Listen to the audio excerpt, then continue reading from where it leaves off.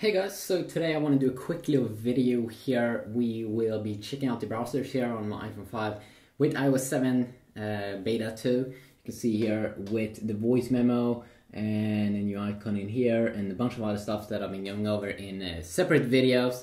And also I've been doing 4 reviews here comparing the HTC One versus the iPhone 5 with the latest update. But this is going to be a browser video where we'll be checking out the browser a little bit.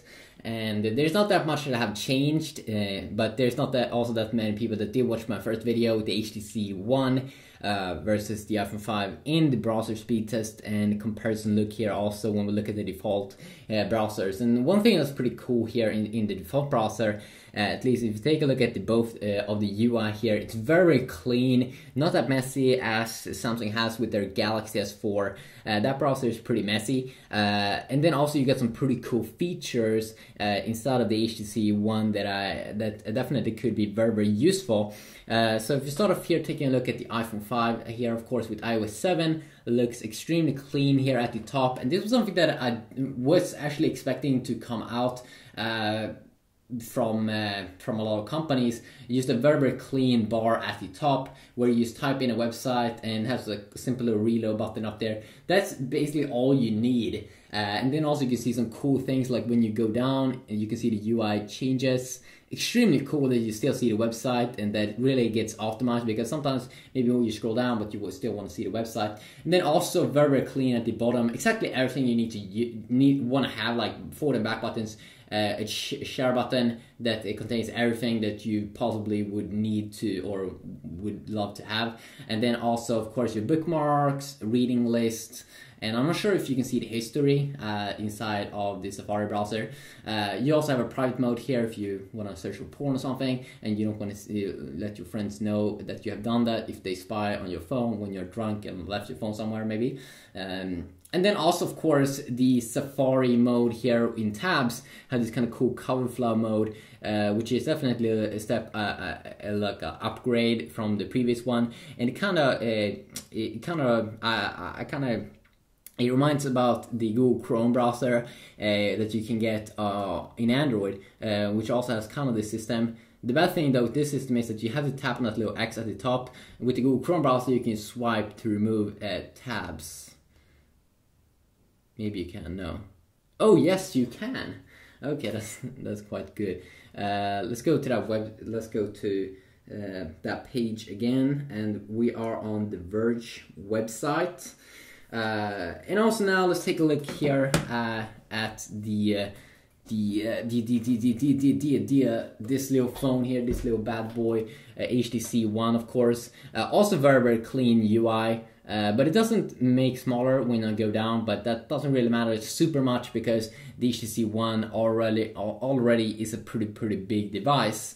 But still also very clean UI, has one bar here and one reload button, and then a pretty cool way here to navigate websites. That's not super bad, but I would actually say that it could be maybe a little bit better there on the iPhone, because it has that kind of cool color flow effect, but still pretty good. And you do have new incognito tab, which is basically like private mode on the iPhone. So when we go here, you can see very smooth here when we tap on these. Extremely smooth and nice. If you do this on S4, it's not smooth at all, which is really horrible. And then you have one menu key here, and that's the power of the HTC One, that has some cool things here that you can have. First, you have the download section there. We can check all your downloads if you do a lot of downloads. But then we have the really cool stuff down here. You have enable flash player, which is actually you have a built-in flash player. Even though Android after like Android 4.2 doesn't support Flash, but they have built-in Flash inside of the browser here, so you can just go to the desktop version of YouTube and just look at YouTube videos, and it works perfectly. And of course, it does also works, or it also works on other websites like porn usually do have flash players. So if you just want to have the default browser like that, if you want to use the default browser and go and watch videos, you can definitely pull that off. And then also what I definitely do enjoy here is the desktop view. So it will always try to load the full website. And that's super good. I mean, I think that's super awesome. I don't have that on the iPhone. I always have to scroll down to the bottom and then go to full site. But that may not be a problem, a super big problem if you are an iPhone user, because you have a smaller screen. So maybe you like the mobile version, and if you do like the mobile version, you don't even have to activate this. And then also we do have the find on page. So if you want to find a specific text, you can also do that. And you can see this beautiful keyboard here with the Roboto font. Amazing, awesome, perfectly, no lag whatsoever. Go back here, and we also do have the history here, which I'm pretty sure if you can find those things inside of the iPhone's Safari browser. Maybe not that super important, because you can have the reading list, and you also have bookmarks, of course. And then also at the bottom here, we can go into the full settings area and go over all of the good stuff if we would like. And also one cool feature here, of course, in speeds, we really shouldn't see that of a great difference. Both are LCD displays, of course, both are amazing LCD displays.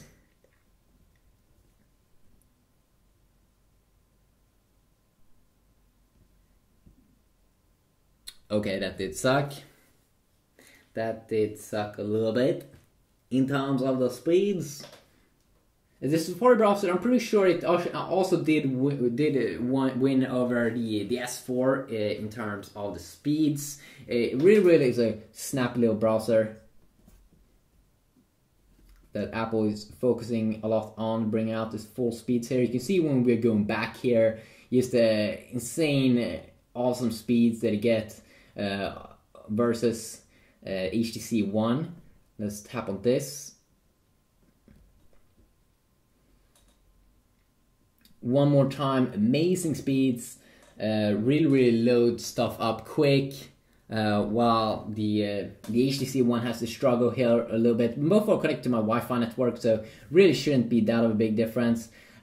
So now also, when this is one of the cool features with the HTC One, and especially if you like to read text, if you like to read a lot of text. Of course, with the S4, the iPhone 5, we do have the reading mode up here.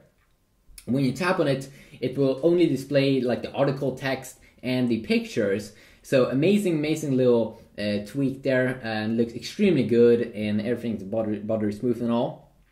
And you can also still see links. And when we tap on that, we can go back to the normal mode. You kind of also have that, you have a very cool thing. You don't even have to go inside of reading mode on the HTC One, because when you just zoom in where you can see a lot of text, it will do something called text reflow. So it will try to reflow the text. Now you can see it kind of sucks here on The Verge, because they have a little bit of a HTML thing here that follows along, which is a little bit annoying, of course.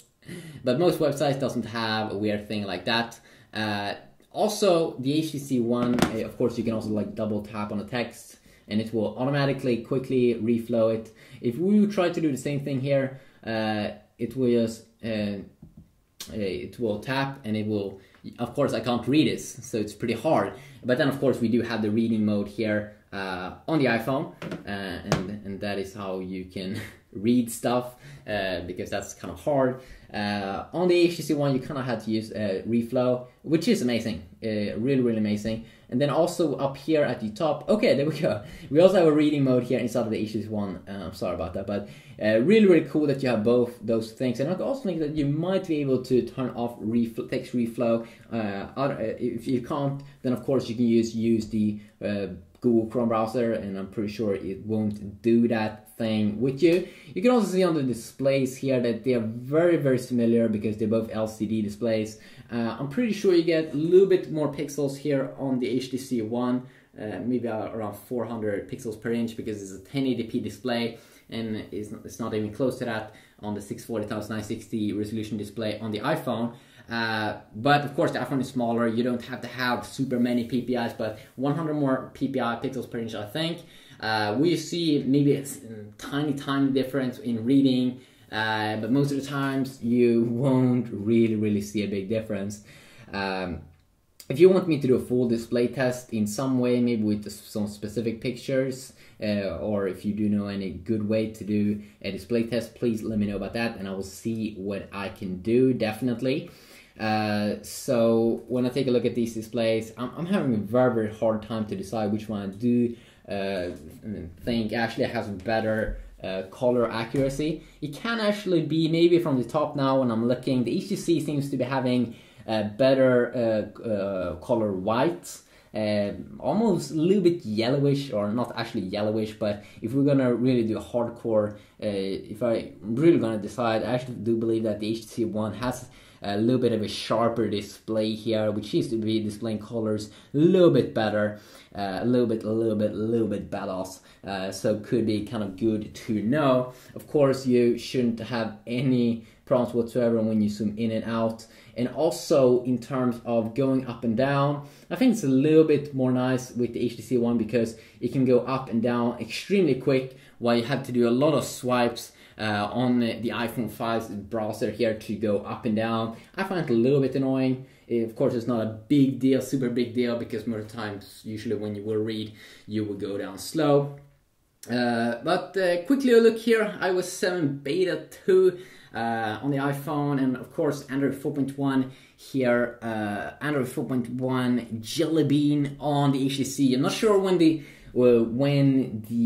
Android 4.2 Jelly Bean update is going to come for the HTC One, but I'm seriously looking forward to it, to see what HTC is working on. It's already available for the Xperia Z and also for Android, or for the S4 from Samsung, and coming out now for the Galaxy S3 as well. So hopefully HTC could bring some more toggles inside of here to the HTC One, or maybe some lock screen widgets, because I don't think that they have that right now. If they have, I'm very sorry. But quickly a video here. Hopefully you did enjoy. If you did, please leave a like, and hopefully I'll see you all in the next one.